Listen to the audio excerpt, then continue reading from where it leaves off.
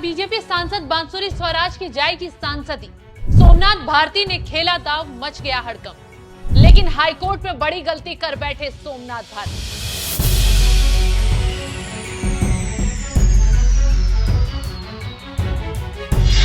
नमस्कार, आप देख रहे हैं एनएमएफ न्यूज। मैं आपके साथ शबनम। दिल्ली में विधानसभा चुनाव बेहद करीब है, लेकिन उससे पहले आम आदमी पार्टी शराब घोटाले में बुरी तरह फंस गई है, क्योंकि कब किस पर गाज गिर जाए मालूम नहीं है। बावजूद उसके भी आप नेताओं ने दिल्ली में ऐसा सियासी दांव खेला है, उससे न सिर्फ बीजेपी हैरान है, बल्कि जज साहब भी दंग रह गए हैं। और दांव खेला है आप नेता सोमनाथ भारती ने। जी हाँ, सोमनाथ भारती ने बीजेपी सांसद बांसुरी स्वराज के लोकसभा चुनाव को चुनौती दी है। बांसुरी स्वराज के चुनाव को चुनौती देते हुए दिल्ली हाईकोर्ट में याचिका दायर की है, लेकिन सोमनाथ भारती की याचिका उन पर ही भारी पड़ गई, क्योंकि कोर्ट ने याचिका में तमाम गलतियां पकड़ ली और उल्टे पांव सोमनाथ भारती को कोर्ट से दौड़ा दिया। न्यायमूर्ति मनमीत प्रीतम सिंह अरोड़ा की पीठ ने सुनवाई करते हुए कहा, आपकी याचिका में टाइपो बहुत है, मैं नोटिस नहीं जारी कर सकती क्योंकि इसमें कुछ समझ ही नहीं आ रहा है। पहले याचिका में मौजूद गलतियों को सुधार कर लाएं, उसके बाद आगे की कार्रवाई होगी।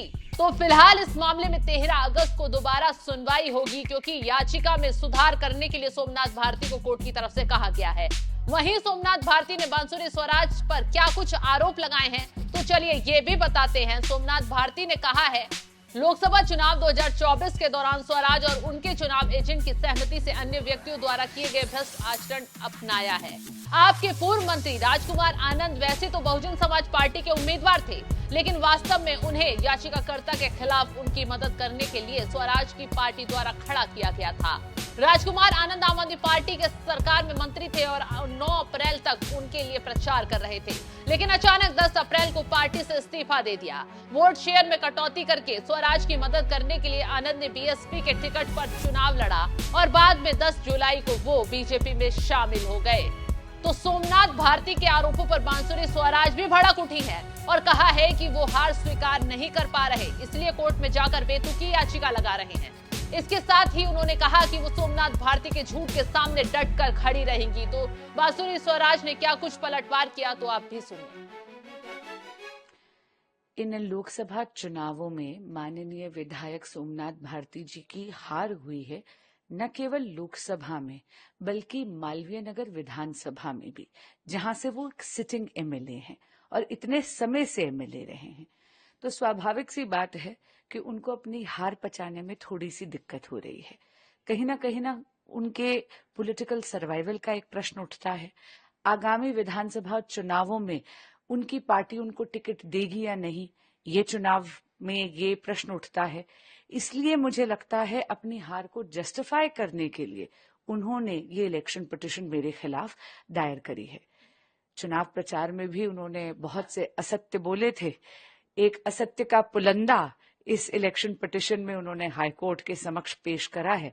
पर इतना जरूर कहूंगी कि माननीय विधायक सोमनाथ भारती जी के असत्य के सामने या आम आदमी पार्टी के किसी भी झूठ के सामने मैं डटी रहूंगी। मैं उनसे डरने या दबने वाली नहीं। तो दोनों ही तरफ से आरोप प्रत्यारोप लगाए जा रहे हैं और राजकुमार आनंद को भी इस मुद्दे पर घसीटा जा रहा है। लेकिन अब आखिरी फैसला कोर्ट को करना है कि बांसुरी स्वराज की जीत सही थी या फिर सोमनाथ भारती के आरोप गलत हैं, क्योंकि बांसुरी स्वराज ने सोमनाथ भारती के आरोपों को झूठा करार दे दिया है। रही बात राजकुमार आनंद की, तो पहले उन्होंने आम आदमी पार्टी से इस्तीफा दे दिया था, फिर निर्दलीय चुनाव लड़ने का फैसला किया, उसके बाद वो बीएसपी में चले गए और चुनाव वहीं से लड़े और आखिर में बीजेपी में शामिल हो गए। खैर, राजकुमार आनंद ने आम आदमी पार्टी पर कई गंभीर आरोप लगाते हुए इस्तीफा दिया था, लेकिन अब उनका बीजेपी में जाना आम आदमी पार्टी के नेताओं को खल रहा है, क्योंकि एक तो लोकसभा चुनाव भी हार गए और अवसर पर विधानसभा चुनाव है, तो वहां भी हार का खतरा पहले से ही दिखाई देने लगा है। यही वजह है कि सोमनाथ भारती उनके खिलाफ कोर्ट तक पहुंच गए हैं। बांसुरी स्वराज पर कई गंभीर आरोप लगाए हैं। अब कोर्ट इस मामले को किस तरह देखता है, ये देखने वाली बात होगी। फिलहाल इस खबर पर आपकी राय क्या, हमें कमेंट कर जरूर बताएं।